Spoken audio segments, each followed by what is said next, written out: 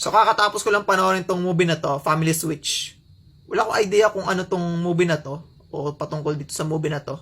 Pero buti na pinanood ko tong film na to.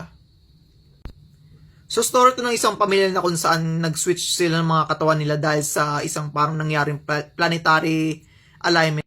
Ngayon tinake nila responsibility nila dito sa mga katawang napunta nga sa kanila. Then maghanap din sila ng paraan para nga maibalik yung dati nilang mga katawan din.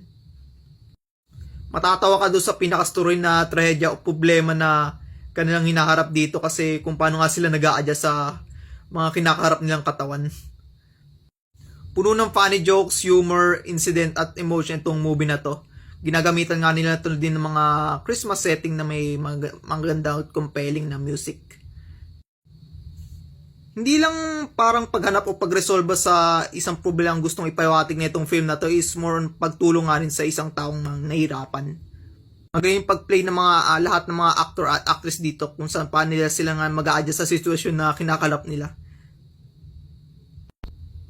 Pinapakita din ng story na to na enjoy mo lang yung mga moment na kinakarap mo at huwag kang malulung sa problema. Basta by working together nga is masusolve nga natin yung problema na kinakarap nga natin.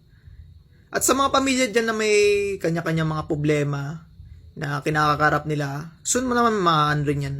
Masusolve din yan yung mga kinakarap nyo. Napaka-funny, napaka-charming at napaka-emotional ng film na to. Kaya perfect na perfect to sa mga family na gusto manood. Available na to sa Netflix kaya pwede nyo itong panoorin.